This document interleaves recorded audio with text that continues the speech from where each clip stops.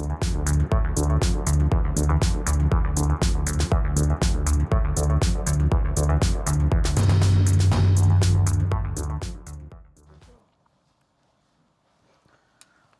নয়, ক্ষমতাকে প্রশ্ন করাই গণমাধ্যমের কাজ।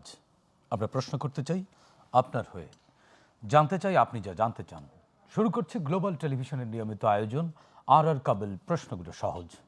এই অনুষ্ঠানে আমরা চলমান ঘটনার নানান তথ্য ও বক্তব্য তুলে ধরি, অতিথিদের কাছে জানতে চাই সেসব তথ্য বক্তব্যের প্রতিক্রিয়া ও বিশ্লেষণ। আপনাদের সঙ্গে আছি আমি সাঈদ খান। আমাদের আজকের আলোচনার বিষয়, সংস্কার পরিষদ ইস্যু কি সংসদে সমাধান হবে নাকি রাজপথে? এছাড়াও চলমান নানান রাজনৈতিক তর্ক বিতর্ক এবং নানান সমীকরণ নিয়ে আমরা আলোচনা শুনব অতিথিদের কাছ থেকে। এসব বিষয় নিয়ে আলোচনা করবার জন্য আমাদের সঙ্গে স্টুডিওতে উপস্থিত আছেন গণফোরামের সভাপতি, সুপ্রিম কোর্টের সিনিয়র আইনজীবী অ্যাডভোকেট সুব্রত চৌধুরী। আপনাকে স্বাগত জানাচ্ছি।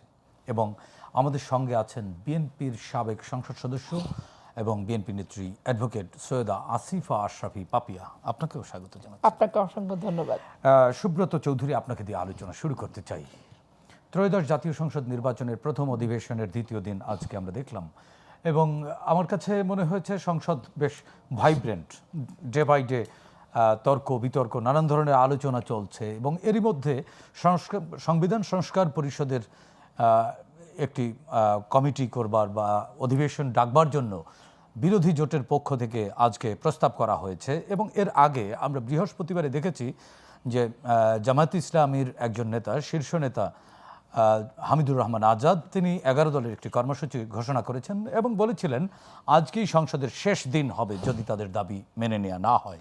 এবং সংসদে বিরোধী দলীয় যে উপনেতা, বিরোধী দলীয় নেতা ডক্টর শফিকুর রহমান, তিনিও কিন্তু আজকে ঘুরিয়ে পেঁচিয়ে সেই বিষয়টি উত্থাপন করলেন। যদিও ক্ষমতাসীন দলের একজন সংসদ সদস্য এবং স্বরাষ্ট্রমন্ত্রী, তিনি সংবিধানের নানান ব্যাখ্যা দিয়েছেন। রাজনীতি কি ধীরে ধীরে উত্তপ্ত হচ্ছে, না সংসদ ডায়ালেকট্রিক হচ্ছে? ধন্যবাদ আবু সাঈদ খান, আমার বন্ধু পাপিয়া। প্রথম আমি আমাদের পাপিয়াকে অভিনন্দন জানাই যে আমাদের আরেক বন্ধু হারুনুর রশিদ সাহেব, উনি চাঁপাইনবাবগঞ্জের আজকে জেলা পরিষদের প্রশাসক নিয়োগ পেয়েছেন।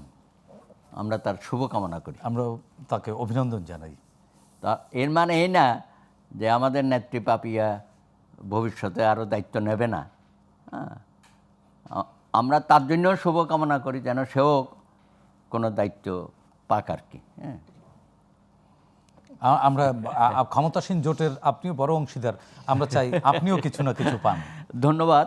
আসলে পাওয়া না পাওয়ার দুঃখ বেদনা এগুলো তো আমাদের রাজনীতিবিদদের থাকা উচিত না, অন্তত আমার কাছে এটা নাই। হ্যাঁ, সারা জীবন তো মাঠে ময়দানে রাজনীতি করছি, আর আপনি খুব কাছে থেকে আমাদেরকে দেখেছেন। এখন বিষয়টা হচ্ছে, আমি প্রথম দিন সংসদে ওই অধিবেশনে দর্শক গ্যালারিতে থাকার সুযোগ অতিথি হিসেবে ছিলেন আপনারা, তো খুব অনেক আশা প্রত্যাশা নিয়ে গিয়েছিলাম যে শুরুটা যাতে ভালো হয়। আমি যেটাকে বলি শুভ সূচনা, আমাদের এতদিনের প্রত্যাশিত প্রতীক্ষিত ত্রয়োদশ জাতীয় সংসদ তার অধিবেশন শুরু হলো। প্রধানমন্ত্রী মাননীয় জনাব তারেক রহমান, তিনি নতুন নেতৃত্ব পেয়েছেন, দেশের নেতৃত্ব, দলের নেতৃত্ব, সব কিছু মিলিয়ে আর কি। কিন্তু সেখানে তথাকথিত বিরোধী দল বলবো, তারা কিন্তু সেরকম আশানুরূপ, তারা তো নির্বাচিত বিরোধী না, নির্বাচিত হতে পারে, কিন্তু আপনি যখন দেখবেন স্পিকার কি কোনো দলীয়, স্পিকারের নাম যখন প্রস্তাব হলো সকলেই তো খুব করতালের মধ্য দিয়ে সেটা সাধুবাদ জানালো, গ্রহণ করলো। কিন্তু যখন হাঁ বা না ভোট হইল, ওনারা হাঁও বললো না, নাও বললো না। তার মানে কি, তারা কি ডিজন করছে, মানে প্রতিক্রিয়াহীন? হ্যাঁ, আমার প্রতিক্রিয়া হচ্ছে শুরুতেই অপোজিশনের যে ভূমিকা সেটা প্রশ্নবিদ্ধ হয়েছে। মানে কি তারা কি বুঝতে পারেনি? পার্লামেন্টারিয়ান যে সিস্টেমটা বুঝতে পারেনি, না বুঝে করেছে? একটা হইতে পারে যদি তাদের কোনো ক্যান্ডিডেট দিত, তার মধ্যে প্রতিযোগিতা হইতো, তাহলে হ্যাঁ বা না একটা কিছু তো থাকতো। উনি নীরব ভূমিকা পালন করছে। হ্যাঁ, মনে হচ্ছে যেন ওখানে দর্শকের ভূমিকা। আমরা যেমন দর্শক ছিলাম গ্যালারিতে, নীরবতাও তো এক ধরনের সম্মতি। না, কিন্তু হ্যাঁ বললে কি হতো? হ্যাঁ বললে তো অপোজিশনের তো আরও উদারতা দেখানো যেত, এবং মাননীয় স্পিকার যে সর্বজন শ্রদ্ধেয় এবং গ্রহণযোগ্য, এবং উনি তো আগামী 5 বছর চালাবেন, এবং উনি তো সকলেরই স্পিকার। তো সেই জায়গাটায় আমি একটু হোঁচট খেয়েছি। তারপরে তো দেখলাম যে রাষ্ট্রপতির ভাষণের সময় যে ধরনের ভূমিকা রাখলো, আর জাতীয় সঙ্গীত বাজছে, পতাকা পর্দায় দেখানো হচ্ছে, ওনারা দাঁড়ালেন না। ওনারা তো প্রস্তুতি নিচ্ছে কীভাবে ওয়ার্কআউট করবে, এবং যেভাবে ওনারা বলেছেন যে ওনারা শুনতে পাননি। এগুলো বাজে কথা, এগুলো সবাই দেখেছে, সবাই শুনেছে, না শোনার কি আছে। আর রাষ্ট্রপতি যখন আসে ঘোষণা দিয়ে আসে, সেই ঘোষণাটা অনেক বড় ঘোষণা, হ্যাঁ, সেই ঘোষণার মধ্য দিয়ে উনি আসেন, সঙ্গে সঙ্গে জাতীয় পতাকা এবং সঙ্গীত, এবং সারা হাউসের লোকজন, দর্শক গ্যালারিতে যারা আছে তারাও দাঁড়িয়ে যায়, ওনারা বসে আছে। না খেয়াল তো নাই করতে না পারেন। না, এইটা আমার কাছে মনে হয়েছে এটা একটা অশুভ সূচনা। মুক্তিযুদ্ধকে যে মানে না, হ্যাঁ, এটারই বহিঃপ্রকাশ ঘটেছে। এটা- আপনার কাছ থেকে শুনবো। না না, উনি তো আরো শক্ত ভাষায় বলবেন এবং বলেই যাচ্ছেন। তো সেই কারণে আমি আমরা মনে যে করি ইস্যুতে ছিলাম, প্রথম দিন দাদা, সংস্কার পরিষদ। যেহেতু আমরা উপস্থিত ছিলাম, আমাদের কাছে তাদের এটা শোভনীয় মনে হয়নি। আরেকটা হচ্ছে আজকে যেটা তারা একটা প্ল্যান করে গেছিল, গতকাল যেটা বলেছে তাদের নেতা, যে আজকে হয়তো শেষ দিন, সংসদের। সংস্কার কমিশন, সংস্কার পরিষদ। হ্যাঁ, সংস্কার পরিষদের অধিবেশন ডাকতে হবে, আমরা এর বাইরে আর কিছু বুঝি না, ইত্যাদি ইত্যাদি। যাই হোক, সেখানে তো আমাদের সরকারি দলের যারা ছিলেন তারা তো সেগুলো ব্যাখ্যা দিয়েছেন, যে তারা বলছে যে সব কিছুই সাংবিধানিকভাবে হবে।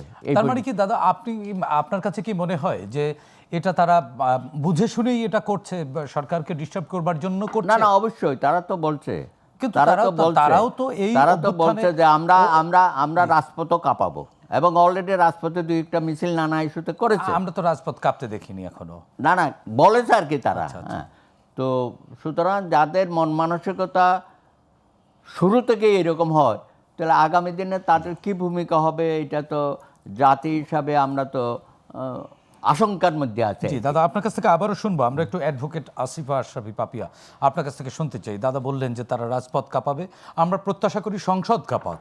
রাজপথ কাঁপুক, বিরোধী দল বা রাজনৈতিক শক্তিগুলো তো রাজপথে থাকবে, এটাই স্বাভাবিক। রাজপথ থেকেই তো রাজনৈতিক নেতৃত্ব উঠে আসে। আপনার কাছে কি মনে হয় আপাতত প্রথম দর্শনে কি দেখছেন? জামাত ইসলামের যে সদস্যরা পার্লামেন্টে গেছে, একজনেরও আল্লাহ রসুলের নাম নিয়ে এমপি হওয়ার যোগ্যতা নাই।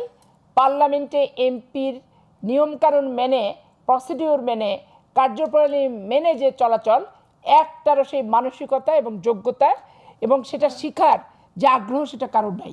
এটা আমি প্রথম দিনে স্পষ্ট। জনগণকে আপনি যদি বলেন যে না কেন, বুঝে ভোট দিল তাহলে? আপনি যদি বলেন কেন, আমি আপনাকে স্পষ্ট বলে দিচ্ছি। প্রথমত হচ্ছে, কোনো ব্যানার, পোস্টার, কোনো কিছু, ওই এমপিদের চেক হয়, চেকপোস্ট হয় ভিতরে ঢোকার সময়, এগুলো কেউ ভিতরে স্ক্রিনিং দিতে হয়। পারে না। কিন্তু জামাত ইসলাম কিভাবে সব রেড প্ল্যাকার্ড নিয়ে ঢুকলো, এবং ওই যে নিরাপত্তা প্রহরী, তারা তাকে বাধা দিল না, কোনো কিছু করলো না। এখানে তো ডালমে কুচকালা হয়, এরপর আর পিস্তল নিয়ে ঢুকবে, এরপর আর্মস নিয়ে ঢুকবে, বাঁশের লাঠি নিয়ে ঢুকবে। কারণ ওই সংসদের ভিতরে ঢুকে যে তছনছ করেছে তারা, সংসদ ভবনটা হচ্ছে কি, এটা জনগণের KPI, সম্পদ, এটা কেপিআই, এটা জনগণের প্রপার্টি দিয়ে করা, মানে জনগণের ট্যাক্সের পয়সা দিয়ে জনগণের প্রতিনিধিত্ব করা, তো জনগণের সম্পদ। ওইটা টেবিল চেয়ার ভেঙে, ওইটা লুট করে, আন্দোলনের নামে ওটা বাড়াবাড়ি যেটা করেছে তারা, রাষ্ট্রীয় সম্পদ নষ্ট করছে। না আপা, আপনি স্বৈরাচার যে আন্দোলনের ঠিক কথা আছে। বলছেন, সেই আন্দোলনে কিন্তু গোটা জাতি ঐক্যবদ্ধ ছিল। জাতীয় সেটাকে ঐক্যবদ্ধ। আলাদাভাবে তাদের স্বৈরাচারের দিকে ঠেলবার পতন সুযোগ ঠিক নেই। আছে, জি, কিন্তু পার্লামেন্ট ভবনের ভিতরে ঢুকে তছনছ করে ফেলবো, ন্যাম ভবনের ভিতরে ঢুকছে ঠিক আছে, সেটা বিক্ষিপ্ত জনগণ না, করেছে। বিক্ষিপ্ত জনগণ না, এখানে তারা একবারে সুনির্দিষ্টভাবে নেতৃত্ব দিচ্ছে। তাহলে প্রথম ভায়োলেশন হলোটা কি, যে তারা ওখানে প্ল্যাকার্ড নিয়ে ঢুকলো, রেড পতাকা নিয়ে ঢুকলো তারা। এবং দ্বিতীয় ভায়োলেশন হচ্ছে পার্লামেন্টের স্লোগান চলে না, পার্লামেন্ট ওয়াকআউট করবে, চিৎকার দিবেন, আপনারাও তো দিয়েছেন, আপনি নিজেই দিয়েছেন। কোনদিন স্লোগান দেইনি, না, আপনিও তো কোনদিন পার্লামেন্টের মধ্যে স্লোগান দেইনি। পার্লামেন্ট ওয়াকআউট করছি, চিৎকার দিছি, চেঁচামেচি করছি, চলে আসছে, নট স্লোগান। স্লোগান দেওয়ার জন্য মাঠ আলাদা, নট পার্লামেন্ট। তাহলে সেখানে দ্বিতীয় ভায়োলেশন হলো। থার্ড ভায়োলেশন হলো যে এরা জামাত ইসলাম হিন্দদের প্রতিষ্ঠা, জামাত ইসলাম পাকিস্তান দ্বিতীয় প্রতিষ্ঠা, জামাত ইসলাম বাংলাদেশ তৃতীয় প্রতিষ্ঠা। জাতীয় সঙ্গীতের প্রতি মস্তক অবনত করে শ্রদ্ধা নিবেদন না করা এবং উঠে না দাঁড়ানো, ওই তারা জামাত ইসলাম পাকিস্তানি থেকে গেছে, কিন্তু আজও তারা জামাত ইসলাম আপা, তারা বাংলাদেশ তো হতে পারেনি। সর্বশক্তিমান আল্লাহর প্রতি, আল্লাহ ছাড়া কারোর কাছে তো মাথা নত করার বিধান নতের ব্যাপার নাই। না। আপনি শোক প্রস্তাব যখন পাঠ করে তখন কি করে মানুষ? হাঁ হয়ে তাকায় থাকে, না ইয়ার কি মারে, না গপ্প গুজব করে? একটা শ্রদ্ধায় মস্তক অবনত হয়। সেজদা দেওয়ার কথা আমি বলছি না, আচ্ছা। শ্রদ্ধায় মস্তক অবনত, আমি এভাবে থাকবো, আমি তো সেজদার কথা বলছি না। তাহলে দেখেন তৃতীয় ভায়োলেশন হলো তাদের এখানে। চতুর্থ যে ব্যাপারটা, তারা গেছেই ওখানে মারামারি মল্লযুদ্ধের মানসিকতা নিয়ে, কারণ আগের বলে দিন তারা আন্দোলন ঘোষণা করবো, দিয়েছিল। এটা করবো, ওটা করবো, ঘোষণা। এই সমস্ত ঘোষণা ধার ধারে নাকি কেউ? জামাত ইসলাম বুকে হাত দিয়ে বলতে পারবে যে তারা যেগুলো ইউনূস সরকারের সাথে সিটিং অ্যারেঞ্জমেন্টে প্রশাসনের লিয়াজো করে একেবারে A to Z প্রশাসন সাজায়, তারা ফরম্যাট করে যে কটা জায়গায় জিতেছে, তারা সেই কটা জায়গায় সেভাবে কিন্তু জিতছে। তাদের পক্ষ থেকে তো অভিযোগ সেইভাবে- তারা 203 আসনে তারা জিতেছে, নিজেরা যেহেতু আপনারা চুরি বরং করে জিতছে, ইঞ্জিনিয়ারিং করেছেন। তারা যেহেতু প্রশাসনিক সুবিধা নিয়ে জিতছে, তারা যেহেতু প্রশাসনিক সেটআপ নিয়ে জিতছে, অতএব চোর, ওই যে বলে না চোর শোনে না ধর্মের কাহিনী, আর চোরের চোখ হচ্ছে পোটলার দিক। তো যারা যেই কাজ করে আসে তারা সেই কাজটাই করবে, তারা সেই কাজটাই করবে। ওরা যেহেতু ওইভাবে জিতেছে, বাংলাদেশের মাটিতে সারা জীবন কই, বিএনপির কাছে হাত আপনাদের পেতে কাছে পেতে, আপনাদের কাছে কি কোনো তথ্য প্রমাণ আছে? কেন তথ্য প্রমাণ থাকবে না ভাই? একটা ক্যান্ডিডেটের বাড়ির পাশের বাড়ির সেন্টারে আপনি 94% দেখাচ্ছেন কাস্টিং, আর অন্য জায়গায় 50%, আর ওনাকে যেখানে জিতাবেন সেখানে আপনি 84, 88। একটা অনৈতিক ঐক্য তো।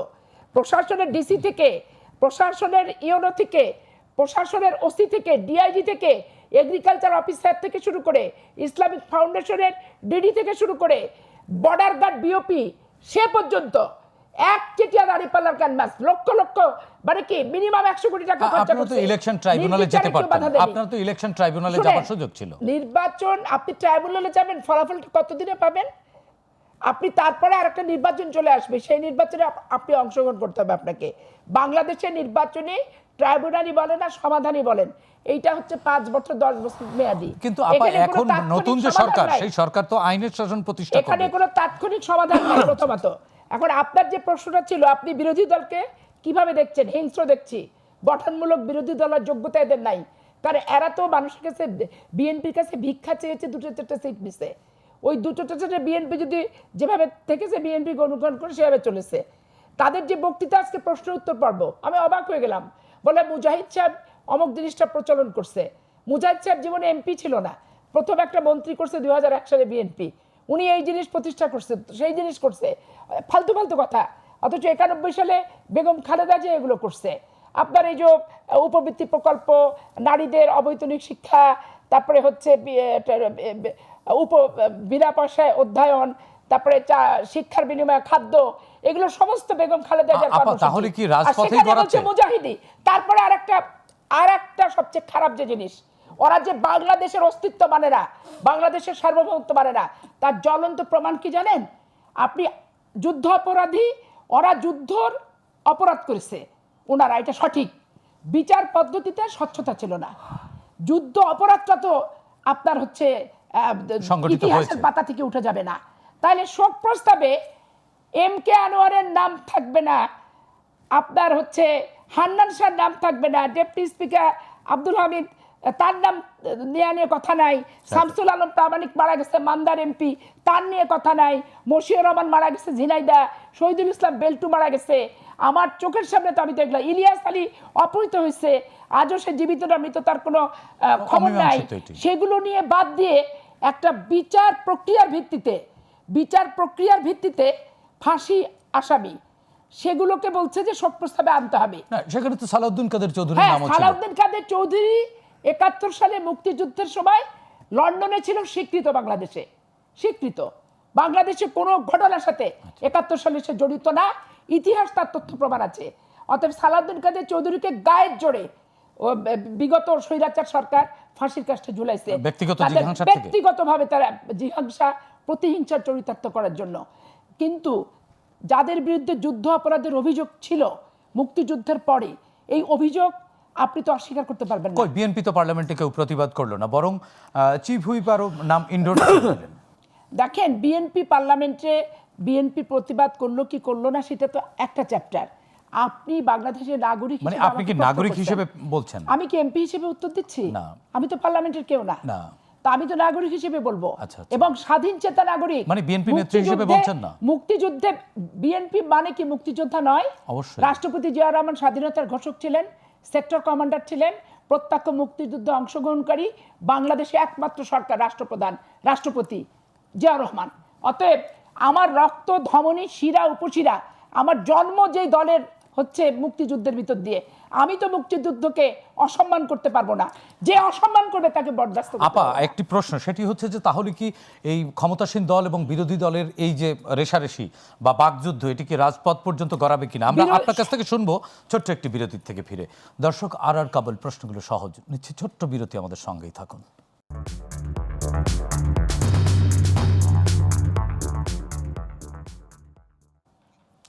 দর্শক, বিরতির পর আবারও স্বাগত জানাচ্ছি। আর কাবুল প্রশ্নগুলো সহজ, আমাদের সঙ্গে আলোচনার জন্য স্টুডিওতে উপস্থিত আছেন গরম ফোরাম সভাপতি অ্যাডভোকেট সুব্রত চৌধুরী, আছেন বিএনপি নেত্রী সৈয়দা আসিফা আশরাফি পাপিয়া। আপা, আপনার কাছ থেকে আলোচনা শুনছিলাম যে ক্ষমতাসীন দল এবং বিরোধী দলের যে শুরুতেই যে পরিমাণ রেষারেষি বা বাকযুদ্ধ চলছে, এটি রাজপথে শেষ পর্যন্ত গড়াবে কিনা, বা সংসদ মানে রাজনীতিটা কোন দিকে যাচ্ছে? এইখানে আমি আপনাকে স্পষ্ট বলি, আজকের যে সরকারি দল, ইনাদের সরকারি দল হওয়ার অভিজ্ঞতা আছে, ইনাদের বিরোধী দল হওয়ার অভিজ্ঞতা আছে, এবং 116 সিটের বিরোধী দল এবং 200-200-র উপরে 2001-এ তো অনেক আসন নিয়ে জিতছে। তারপরও 2008-এর কনস্পেসের নির্বাচনে এবং 35 সিটের বিরোধী দল হওয়ার অভিজ্ঞতা কিন্তু আছে। অতএব বিএনপি একটা দায়িত্বশীল বিরোধী দল হিসেবে দায়িত্বশীলতা দেখিয়েছে পার্লামেন্টে 2008 সাল, এবং 96 সালে বিরোধী দল ছিল, আবার সরকারি দলেও যথেষ্ট দায়িত্বশীলতার পরিচয় দেখিয়েছে। কিন্তু বিএনপি দুর্ভাগ্য হচ্ছে যে এমন একটা জঘন্য দলকে বিরোধী দল হিসেবে পেয়েছে, যাদের হচ্ছে কোনো নীতি নৈতিকতা নাই, জনগণ তো তাদেরকে ভোট নাই। জনগণ তো তাদেরকে ভোট দিয়ে পাঠিয়েছে। জনগণ ভোট দিল না, ডক্টর ইউনূস ভোট দিল, এটা জনগণ খুব ভালো করে জানে। তাদের সিটগুলাতে মানে জনগণ ভোট দেয়নি? ডক্টর ইউনূস বাক্স ভরলো না, জনগণ ভরলো না, ডক্টর ইউনূসের পাতানো প্রশাসন ভরলো? আপনি যেহেতু সাংবাদিক মানুষ, ওদের সিটগুলোতে শুধু আপনি অনুবীক্ষণ করেন, তদন্ত করলে আপনি পেয়ে যাবেন। তাহলে তাদের কোনো প্রকার অভিজ্ঞতা এবং আদব নাই। এই আদব না থাকার কারণে দেখেন, পয়েন্ট অফ অর্ডার কি যখন তখন চাইলে হয়? একটা সুনির্দিষ্ট বিষয়ে পার্লামেন্টে যখন আলোচনা হচ্ছে, সেখানে ওনার জামাত ইসলামের নায়েবে আমির doctor Shafiq point of order চাচ্ছে, তো আলোচনার শেষ ওই বিষয়বস্তু না হওয়া পর্যন্ত পয়েন্ট অফ অর্ডার তো চাইতে পারে না। আর উনি শুরুতেই যে যদি বলতো যে আমি অমুক বিষয়ে পয়েন্ট অফ অর্ডারে কথা বলতে চাই, আপনি যদি পারেন আমার কাছে সময় দিয়ে, তাহলে নির্ধারিত বিষয় আলোচনা শেষ হওয়ার পর তখন সেটা সুযোগ থাকলে স্পিকার বিবেচনা করবেন, সুযোগ না থাকলে করবেন না।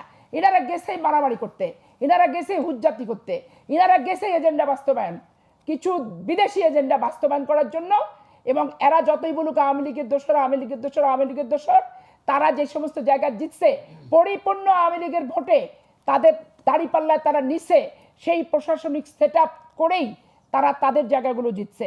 তাদেরকে খুশি করার জন্য পার্লামেন্টকে প্রথম দিন থেকে এসেই এমন অস্থিরতা এবং এমন তারা অসভ্যপনা দেখাচ্ছে যে এটা বিএনপি একটা দায়িত্বশীলতার পরিচয় যেখানে প্রদান করছে, সেখানে তারা এগুলো করছে। কিন্তু আপা, প্রশ্নটি দাঁড়াচ্ছে এখানে যে বিএনপি দেখছি ক্ষমতাসীন রাজনৈতিক দল, বিএনপি কিন্তু সংগঠনের দিকে অতটা বেশি, যদিও অল্প কিছুদিন অত বেশি খেয়াল নেই, একটু উদাসীনতা দেখা যাচ্ছে। যেমন নয়াপল্টনে সেই ভিড় নেই।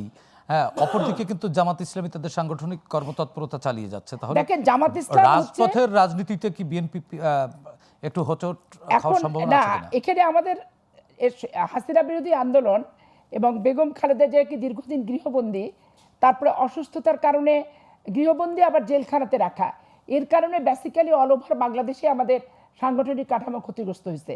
কারণ জামাত ইসলামের মতো আমরা তো দলীয় কর্মচারী না, জামাত ইসলামের প্রত্যেকে হচ্ছে দলীয় কর্মচারী। পৃথিবী থাকার যাক, যতদিন বেঁচে থাকবে বেতনভোগী কর্মচারী তারা, তাদেরকে যে দায়িত্বটা সাংগঠনিক দিবে সেইটা ফজরের নামাজ পড়ে সম্পাদন করতে যাবে, এবং মাগরিবের নামাজ করে শেষ করে সম্পাদন করে তাদের অফিসে কাজের বর্ণনা ফিরিস্তি দিয়ে বাড়িতে যাবে ঘুমাতে। এটা হচ্ছে তাদের গঠনতন্ত্র। এই যাদের সাংগঠনিক সিস্টেম, তাদের সাথে সাংগঠনিকভাবে বা রাজনৈতিকভাবে পেরে উঠতে গেলে তো তাদের চেয়েও বেশি। দেখেন, ওই সাংগঠনিক কর্মকাণ্ড দিয়ে বেহেশত বিক্রি করা, বেহেশতের টিকিট দেওয়া, কোরআন ছোঁয়া শপথ নিয়ে ভোট চাওয়া, আর শত শত কোটি টাকা দিয়ে ভোটারদের কাছে ভোটার স্লিপের নাম করে টাকা দিয়ে যে ভোটটা তারা এবার করলো বিরোধী দল হওয়ার জন্য, তারা যদি তাদের সাংগঠনিক কোনো কর্মকাণ্ড দেশে কাজে লাগতো আর তাদেরকে যদি মানুষ বিশ্বাস করতো, তাহলে তাদের জন্ম আওয়ামী লীগ বিএনপির আগে তাদের জন্ম। জি আপা, আপনার কাছ থেকে তাহলে আবারও তো তারা শুনবো। আমরা একটু 50 বার রাষ্ট্রীয় ক্ষমতায় অ্যাডভোকেট থাকতো সুব্রত এতদিনে। চৌধুরী, আপনার কাছ থেকে একটু শুনতে চাই, সাংগঠনিক রাজনীতিতে বিএনপি কি পিছিয়ে যাবে কিনা? কারণ তারা আসলে সরকারে হারিয়ে গেলে সবসময় রাজনীতি পিছিয়ে যায়। পার্লামেন্ট হাউসের সামনে যখন মন্ত্রিপরিষদ শপথ নিল আর কি, সেই দিনেই বোধহয় আমার একটা কথা বলার সুযোগ হয়েছে আর কি। আমি সেদিনই বলেছি যে আজকে যেভাবে দেখলাম শীর্ষ পর্যায়ের নেতারা সরকারের দায়িত্বে চলে আসছে, তাতে আমার কাছে মনে হয়েছে যে সংগঠনের দায়িত্বে কারা থাকবে এটা ভাগ করা দরকার। কারণ অতীতে যারা করেছে ওরা কিন্তু সবাই সরকারের কোনো না কোনো দায়িত্বে চলে আসছেন। মারাত্মক পরিণতি হয়েছে। দল এবং সরকার যদি একাকার হয়ে যায় তাহলে কোনোটাই হবে না, দলও হবে না, সরকারও সঠিকভাবে পরিচালিত হবে না। সুতরাং এটা তো আমরা যখন বিএনপির সাথে লিয়াজো কমিটিতে আমরা বসছিলাম তখনও কিন্তু আমরা এইসব কথা বলেছি যে সংস্কার দলের মধ্যে সংস্কার হবে, সরকারের মধ্যেও সংস্কার হবে, এবং দল এবং সরকারকে সম্পূর্ণ আলাদাভাবে কাজের মধ্যে রাখতে হবে যাতে দলের সাংগঠনিক কার্যক্রমে কোনো ক্ষতিগ্রস্ত না হয়। কিন্তু এখন যেভাবে শীর্ষ পর্যায়ে সব নেতারা চলে আসছে আমার মনে হয় এটা ক্ষতিগ্রস্ত হবে। 1 মাস হয়ে গেছে এবং জামাতের মতো সাংগঠনিক শক্তিশালী এবং সাংগঠনিক এটা কাঠামোর দল তো সাথে শুধু গুলশান অফিসার, নয়াপল্টন অফিসার, সারা বাংলাদেশের হাজার হাজার লক্ষ প্রত্যেকটা লক্ষ, ইউনিয়ন হ্যাঁ, বা ওয়ার্ড পর্যায় পর্যন্ত। তাইলে এগুলো তো কিভাবে চলবে? দিক নির্দেশনা দেখতে হবে। দাদা আমি আপনার কাছ থেকে আরেকটা বিষয় একটু শুনতে চাচ্ছি। তো শুধু পুলিশ বা প্রশাসনের উপর নির্ভর করা হবে, এখানে তো রাজনৈতিক নেতা কর্মীদের দায়িত্ব আছে। মানে প্রশাসন নির্ভর যদি রাজনীতি হয় অবশ্যই। তাহলে তো সেটা সেটা হবে না। output হয় আমরা তো fascism। এতদিন অপেক্ষা করেছি এবং বলেছি যে ইউনূস সাহেবের কোনো রাজনৈতিক শক্তি নাই, তার কোনো নেতাকর্মী নাই, তাহলে সেই কিভাবে পুরাটা কন্ট্রোল করতে পারবে? এই জন্য আমরা রাজনৈতিক সরকারের ক্ষমতায়ন চেয়েছি এবং হয়েছে সেটা।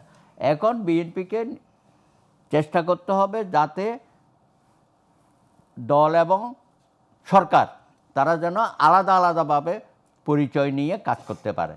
দুই একজন ছাড়া হয়তো অনেক সময় দেখা যাবে, ধরেন যিনি চেয়ারম্যান আছেন তাকে তো চেয়ারম্যান থেকে এখন বাদ দেওয়া যাবে না, যদিও আমাদের দাবি ছিল যে তিনি প্রধানমন্ত্রী হবেন, তিনি দলীয় প্রধান হবেন না, কিন্তু এই মুহূর্তে বোধহয় সেটা করা সেটি সংস্কারের মধ্য দিয়ে হতে হবে। এগুলো আমাদের। আর আরেকটি প্রশ্ন আপনার কাছে একটু রাখতে চাই দাদা, মির্জা আব্বাস একজন আচ্ছা, রাশিয়ান মির্জা রাজনীতিবিদ, আব্বাস অত্যন্ত তিনি প্রচন্ড শ্রদ্ধাভাজন অসুস্থ। একজন রাজনীতিবিদ।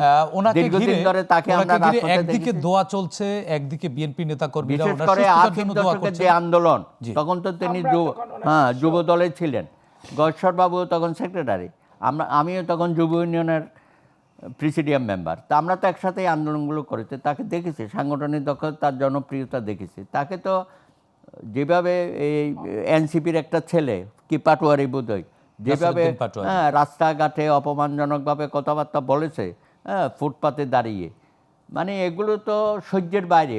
আমরা তো অনেক সময় অবাক হয়ে গেছি মানে যে মির্জা মির্জা আব্বাস আব্বাস কিভাবে এত কিছু সহ্য করলো। দাদা মির্জা আব্বাসের অসুস্থতার কারণ কি এই মানসিক ডিপ্রেশন? শুধু এটা না, তার যে প্রত্যেক দিন নির্বাচনের আগে এবং পরে, এটা শুরু হয়েছে কিন্তু হাদের সময় থেকে, যিনি যেদিন হ্যাঁ। গুলিবিদ্ধ হয়েছে ওই দিন থেকেই। তারপরে তো এগুলো ক্রমান্বয়ে চললো। তো আমরা অনেক সময় বলতাম যে এই ভদ্রলোক এত সহ্য করে এগুলো কিভাবে সে মাঠে ময়দানে চষে বেড়াচ্ছে। যাই হোক, দুর্ভাগ্য আর কি, ওরে কেউ থামাইল না, আইনশৃঙ্খলা বাহিনীও তার বিরুদ্ধে কোনো ব্যবস্থা নেই। এখন আমাদের মধ্যে একজন গিয়ে স্বপ্রণোদিত হয়ে একটি মামলা করেছে। এখন যে মামলা করতেই পারে, উনিও করতে পারে, আমিও করতে পারি। এখন এগুলো আমি তো কোনো দলের পরিচয় করি নাই, বিএনপির পরিচয় দিই নাই বা যুব দলের পরিচয় দিই নাই, আমি আমার মতো করেছি। তো তাকে আপনি কেন শোকজ করলেন? আপনি তো শোকজ এটা করতে পারেন। আমার মনে করেছে যে না না, এই শোকজটা করার মধ্য দিয়ে আমার তো মনে হয় মির্জা আব্বাসকে আরেকবার নিজের দলের কাছে একটা হেয় প্রতিপন্ন করা হলো। তো এই ধরনের আঘাত তো মানসিকভাবে সে দীর্ঘদিন ধরে ওদের মাধ্যমে পেয়েছে। এখন দলের থেকেও যখন তার পক্ষে বা তার সম্মান বাঁচানোর জন্য যখন কোর্টে গেছে, এমন তো না অন্য কিছু করে, সন্ত্রাসী কোনো কর্মকাণ্ড তো করে নাই, সে একটা আইন আদালতে আশ্রয় নিয়েছে। সেখানে যে বিএনপির অফিস থেকে তাকে শোকজ করা হলো, এটাও দুর্ভাগ্যজনক, আমরা এটা আশা করি না। দাদা আপনি দেখেন এই যে আপনার গণভোট বিষয়ে কোর্টে মামলা হয়েছে না? তো এই মামলা কি বিএনপি করাইছে? একজন এটা তো নাগরিক বিএনপি করে না, একটা সাধারণ আইনজীবীরা গিয়ে এই মামলাগুলো করেছে। তা এখন সেটার প্রতি সম্মান দেখাচ্ছে বিএনপি, বলতে যেহেতু এটা কোর্টে গেছে, আজকেও বলেছে সালাউদ্দিন সাহেব, তাহলে এটা কোর্টের কি সাবজুডিস ম্যাটার হ্যাঁ, দেখে এটা কি আলোচনা হয় করেন। আমরা পরে সেটা দেখব। জি।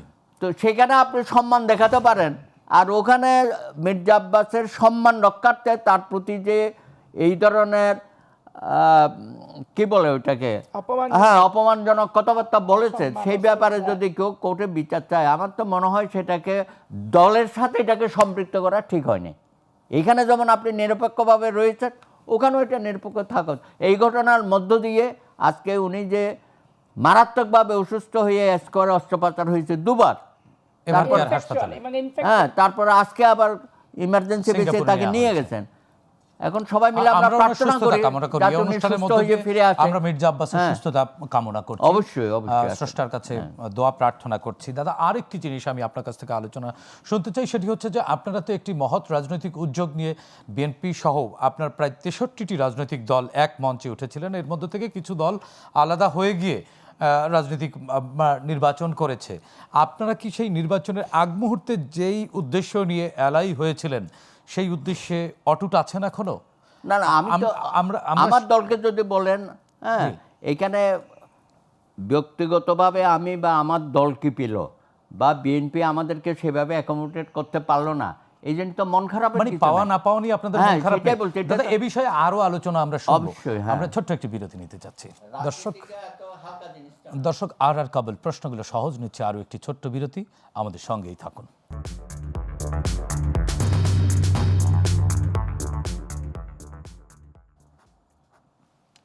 দর্শক, বিরতির পর আবারও স্বাগত জানাচ্ছি আর কাবুল প্রশ্নগুলো সহজ, সরাসরি যাচ্ছে আলোচনায়। অ্যাডভোকেট সুব্রত চৌধুরী, আপনার কাছ থেকে আলোচনা শুনছিলাম, প্রশ্ন রেখে গিয়েছিলাম, সেটি হচ্ছে যে আপনারা যে উদ্দেশ্যে রাজনৈতিক জোটটি করেছিলেন সেই সম্পর্ক কি অটুট আছে, না ভোটের না, পরে সম্পর্ক কিছুটা অটুট আছে, ম্রিয়মাণ? কিন্তু কথা হচ্ছে সরকার পরিচালনার ব্যাপারে আমাদের কাছ থেকে এখনো কোনো ওপিনিয়ন নেওয়া হয় নাই, বা আমাদের সাথে লিয়েজো কমিটি যেটা আছে সেটাও তো বাতিল হয় নাই বা অকার্যকর হয় নাই।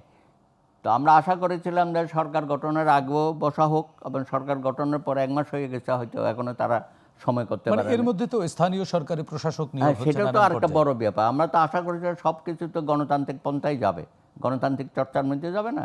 দীর্ঘদিন ধরে স্থানীয় সরকারের নির্বাচনগুলো প্রশ্নবিদ্ধ ছিল, জাতীয় নির্বাচনের মতো, বিশেষত শেখ হাসিনার সময়ে যা হয়েছে। তো সেখানেও কোনো নির্বাচন হয় না, জবরদস্তিমূলক তারা তারপর একটা প্রতীক তারা দিয়েছে, সেটা নিয়ে এই জাতীয় নির্বাচনের বিষয়টাও আমরা তৃণমূলে নিয়ে গেছি। হ্যাঁ, কোনো মানে বাড়ি ভালো বাড়ি লোক, নিয়ে নিরপেক্ষ লোক সেখানে নির্বাচিত হয়ে আসার মতো কোনো সুযোগ ছিল না। তা আমরা আশা করব যে সরকার এই প্রতীকবিহীন স্থানীয় সরকার নির্বাচনগুলো দেবে, এবং ইতিমধ্যেই 6টা সিটি কর্পোরেশনে তারা প্রশাসক দিয়েছে, আজকে আরও 42টা জেলা পরিষদে দিয়েছে। আশা করি এই প্রশাসকের যে কালচার, এই কালচার থেকে আমাদের বেরিয়ে আসতে হবে। আপনারা কি স্থানীয় সরকার নির্বাচনেও জোটগতভাবে বা যে সম্পর্ক, রাজনৈতিক যে সম্পর্ক, এই সম্পর্কটি কি- না, অবশ্যই সেখানে ধরে তো রাখবেন? আমাদের বিভিন্ন দলের তো প্রার্থী আছে, মানে নেতা সব আছে, পর্যায়ে জেলা আপনারা পর্যায়ে এই আছে, রাজনৈতিক হ্যাঁ, সম্পর্কটিকে হ্যাঁ, রাখবেন। কিছু সংখ্যক প্রার্থী তো তারা থাকবেই। মানে তো আপনাদের- আশা করি আপনাদের আশা কি করি কেউ- প্রশাসকের ব্যাপারে আমরা দর কষাকষি করতে চাচ্ছি না, কারণ আমি মনে করি এটা খুবই টেম্পোরারি বিষয়, 2-3 মাস বা 6 মাস। মানে আপনাদের মন খারাপ না তো? না, আমাদের কোনো মন খারাপ নাই। আচ্ছা। তবে নির্বাচনে যাতে সকল দল অংশগ্রহণ করতে পারে, অন্তত যারা যুগপৎ আন্দোলনে সামনের কাতারে ছিল তাদেরকে তো অবশ্যই মূল্যায়ন মানে করতে হবে। আপনারা সম্মানটুকু এবং সম্পর্ক হ্যাঁ, এবং না হলে তো জনগণই প্রশ্ন করবে তাদেরকে যে কিরে ভাই, তাদেরকে আপনারা ফুটপাতে বসিয়ে দিয়েছেন কেন? আচ্ছা, নিশ্চয়ই আমরা প্রত্যাশা করি না যে আপনারা ফুটপাতে বসে যান, আপনারা রাজপথে থাকেন এবং সম্পর্কের মধ্যেই থাকেন। আপনার কাছ থেকে আবারও শুনবো অ্যাডভোকেট আসিফ আশরাফি পাপিয়া, একই বিষয় আপনার কাছ থেকেও জানতে আচ্ছা, চাই। আমি তার আগে একটু কথা বলে চাই যে 80 দশকের রাজনীতির প্রসঙ্গ যদি উঠলো, একটু ছোট করে বলবেন না, আব্বাস ভাইকে কেন্দ্র করে। আমারও 80 দশকের রাজনীতি শুরু। তা আমি আমার জীবনের সর্বোচ্চ আমি কৃতজ্ঞ দেশনেত্রী বেগম খালেদা জিয়ার কাছে। দ্বিতীয় কোনো কৃতজ্ঞ ব্যক্তির নাম যদি জিজ্ঞেস করেন, ব্যারিস্টার আব্দুল সালাম তালুকদার। তৃতীয় এবং চতুর্থ কোনো ব্যক্তির নাম যদি আপনি বলেন, সেটা তরিকুল ইসলাম এবং মির্জা আব্বাস। এবং আমি 91 সালে ওখানে আব্বাস আলী খান তার এগেনস্টে ভোট করেছিল মির্জা আব্বাস সাহেবের এলাকায়। এবং আমি যখন গেছিলাম যে ভাই আমি মহিলা এমপি ফর্মটা আমাকে একটু ফিল আপ করে রেফারেন্স যাচ্ছে, তো আপনি কি আমার রেফারেন্স পাবেন? তো বলছে যে তুমি একটা জামাতের বিরুদ্ধে যুদ্ধ করা একটা মহিলা, তো তোমার মতো ছাত্রনেত্রীকে আমি রেফারেন্স হবো না, মানে একবারে নিজের হাতে স্বাক্ষর করে মির্জা আব্বাস ওই যে রাজনীতি রেফারেন্স হিসেবে ওনার নাম উনি লিখে দিলেন। এবং আমরা রাজশাহীর অভিভাবকহীন থাকতাম সবসময়। আমরা ঢাকায় আসলে ওনার বাসাবর বাসায় যেতাম, একটা সিঙ্গাড়া ড্রামে থাকতো কলের পানি, এবং আমাদেরকে খাইয়ে আমাদের কথা শুনে ওইখান থেকে যার সাথে কথা বলা, সাংগঠনিক কাজ ছাড়া আমরা কখনো দালালি, টেন্ডারবাজি, ধান্দাবাজি এগুলোর ভিতরে আমরা আজও ছিলাম না, বিগত দিনেও ছিলাম না, অদূর ভবিষ্যতে থাকবো না। একবারে সাংগঠনিক কাজের সমাধান করে উনি পাঠাতেন। আমি ওনার পরিবারকে বলবো যে মির্জা আব্বাস যদি কিছু হয়, প্রথম তার পরিবারের সদস্যরা হারাবে একটা তার সদস্যকে। তার পরিবার এখনই এই পাটোয়ারির এগেনস্টে যে হত্যা প্রচেষ্টা মামলার একবারে ফৌজদারি ক্রিমিনাল অফেন্স, এটা মানুষকে অত্যাচার করতে করতে মৃত্যুর দিকে ঠেলে দেওয়ার যে ব্যাপারটা, যে হত্যার প্রচেষ্টা মামলার আসামি 1 নম্বর হচ্ছে পাটোয়ারিকে করতেই হবে। কিন্তু এর কোনো আবারও বিকল্প নাই। কে মামলা করতে গিয়ে শোকজ খাবে? না, সুব্রত যা আমি বলছিলেন, শুনেন, একটা মানুষ যখন পরিবারের সদস্যকে হারায়, তখন আমি দলই বলেন আর সমাজই বলেন রাষ্ট্রই বলেন, পরিবারের সদস্যকে আমি ফেরত কিন্তু দিতে পারবো না। কিন্তু আমরা প্রত্যাশা করি না মির্জা আব্বাসের ক্ষেত্রে অমন কিছু না, হোক। আমি আপনাকে বলছি হত্যা প্রচেষ্টা মামলা মেরে ফেলেছে, আমি সেটা বলছি না। হত্যা প্রচেষ্টা মামলার একটা ক্রিমিনাল অফেন্স এই পাটোয়ারির এগেনস্টে হওয়া উচিত। এবং পাটোয়ারি একটা বেয়াদব ছেলে, অসভ্য ছেলে, তারা তাকে লেলাই দিছে। এই লেলাই দিছে যারা, ওই রশিটা ধরে টানতে হবে আগে। কারণ এই জামাত ইসলামে আপনার ফোরামের শেষ নাই। ইনকলাব মঞ্চ এটাও জামাত ইসলাম, তারপর জামাত ইসলাম এটাও জামাত ইসলাম, ইসলামী ছাত্র শিবির এটাও জামাত ইসলাম, তৌহিদি জনতা এটাও জামাত ইসলাম।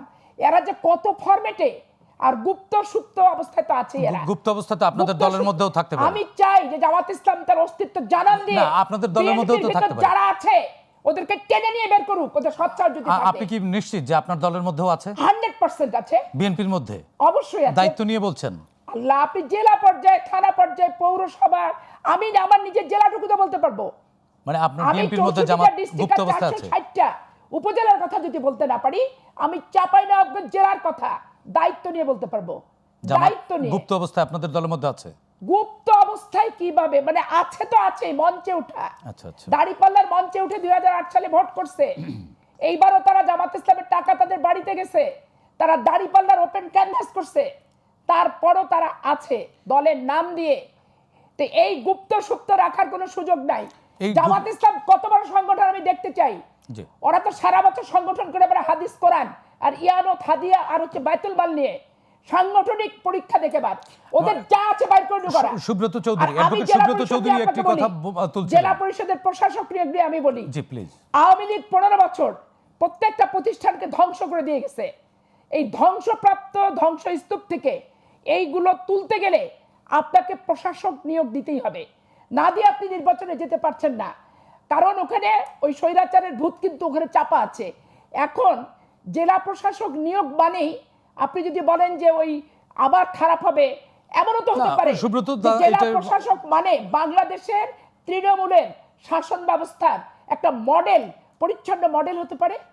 এইটা আপনি গণপ্রজাতন্ত্রী বাংলাদেশ সরকারের মাননীয় প্রধানমন্ত্রীর যে বক্তৃতা, বিবৃতি, তার সাথে সামঞ্জস্য রেখে দল করতে না চাইলে, আপনি কি মনে করেন যে না চাইলে তার দল করার কোনো সুযোগ আছে?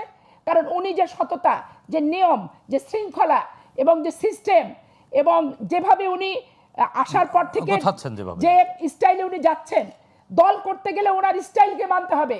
এখানে ধান্দাবাজি, স্বৈরাচারী হওয়ার জেলা প্রশাসকের কোনো সুযোগ নাই। না আপা, আমার প্রশ্ন ছোট্ট একটি প্রশ্ন, একটু ছোট্ট করে যদি উত্তর দেন। আমার ছোট্ট একটি প্রশ্ন, মাননীয় প্রধানমন্ত্রী যে নিষ্ঠা এবং সততার সাথে এগিয়ে যাচ্ছেন, আপনারা কি সবাই সৎ এবং নিষ্ঠাবান দলের সব কর্মীরা? আমি যখন দায়িত্ব পাবো তখন আমি আমার চেয়ার আমাকে বলে দিবে আমি সৎ না অসৎ। মানে আপনারা সবাই, আমি সবার কথা বলছি। না, আপনি তো বাংলাদেশের ধরেন 2 কোটি যদি বিএনপির ভোট থাকে, আপনি তো নেতা, আপনারা তো অনেক কর্মী আছে। বিএনপির ভোট যদি থাকে 2 কোটি ভোটারকে উল্লেখ করে আমি বলতে, আপনি তো আমাকে বলেন যে পাপিয়াপা আপনি সৎ কিনা, এই প্রশ্নের উত্তর আমি বলবো যে আমার অসততার কোনো চিহ্ন নাই। এটা আমি আমারটা বলতে পারবো। কিন্তু আমি বাংলাদেশের 200 কোটি অধিষ্ঠিত ব্যক্তির সার্টিফিকেট দেওয়ার মালিক তো আমি না। তবে আমি মনে করি এই দল করতে গেলে চেয়ারপারসনের যে আদল, তার যে বক্তব্য, তার যে মানসিকতা, তার যে বিবৃতি, এটাকে অনুকরণ করে, এটাকে মেনেই, এটাকে অনুসরণের পথ হিসেবে বেছে নিয়েই কাজ করতে হবে, কাজ করতে এর কোনো বিকল্প নেই। আপা আপনার কাছ থেকে শুনবো, সুব্রত দা, পাপি আপা যে জায়গা থেকে শেষ করলেন ওই জায়গায় না, প্রশ্নটি। বিষয়টা হচ্ছে- আমি আপনার কাছে একটু প্রশ্ন করতে চাই যে আসলেই কি সবাই প্রধানমন্ত্রীর দেখানো আমি পথ এবং সেটা পরে মতের সাথে আসছি, মিলছেন? কিন্তু আমরা আপনার কাছ থেকেই শুনবো। আমরা ছোট্ট একটি বিরতি নিতে চাচ্ছি দাদা। সরকারের কমিটমেন্ট আমরা না, দেখতে চাই। ছোট্ট একটি বিরতি থেকে ফিরে আপনার কাছ থেকে শুনতে চাই। দর্শক, আর কাবল প্রশ্নগুলো সহজ নিচ্ছে, ছোট্ট বিরতি, আমাদের সঙ্গেই থাকুন।